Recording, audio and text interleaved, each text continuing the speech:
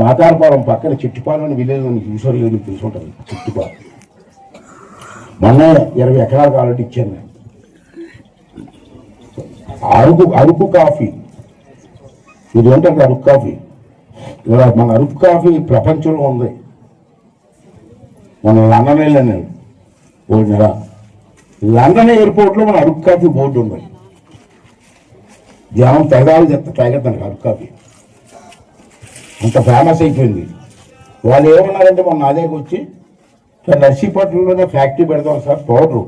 ఇప్పుడు వరకు గింజలు కాఫీ గింజలు పంపించేస్తాం అరకు నుంచి మనం.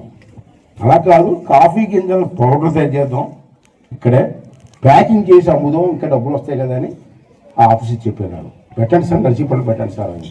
మళ్ళీ ల్యాండ్ కావాలి సార్, 25 ఎకరాలు కావాలి నాకు. ఆ చెట్టిపాలెం రైతులతో మాట్లాడి 25 ఎకరాలు ఇచ్చాను.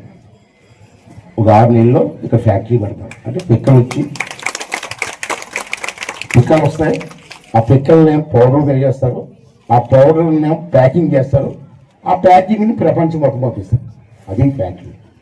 దాంట్లో 800 మంది ఉద్యోగులు ఉన్నాయి. అప్పుడు నేను కండిషన్ పెట్టాను, అన్నదే నాకు మగవాళ్ళు అమ్మ తిరగబడ్డారు. అప్పుడే అలా మాట్లాడొచ్చాను. అది ఓన్లీ పిక్కలు పౌడర్ చేసి ప్యాకింగ్ ఫ్యాక్టరీ కాబట్టి 800 ఉద్యోగాలు కూడా ఆడవారికి ఇవ్వాలి. అది కూడా కండిషన్ ఉద్యోగాలు ఏం రాసాం. 800 మంది కూడా నర్సీపట్నం నియోజకవర్గాలకే ఇవ్వాలి.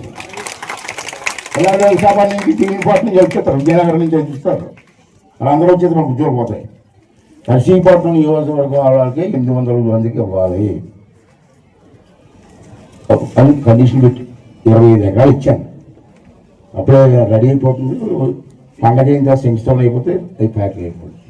దాంట్లో 800 మంది ఉద్యోగాలు వస్తాయి. మాకే పోవాలి కదా, అదే బస్ ఫ్రీ అయిపోయింది రావడానికి. మా తల్లి అనుకో మా మగవాళ్ళు సిటీలో పోయి ఉంటాయి.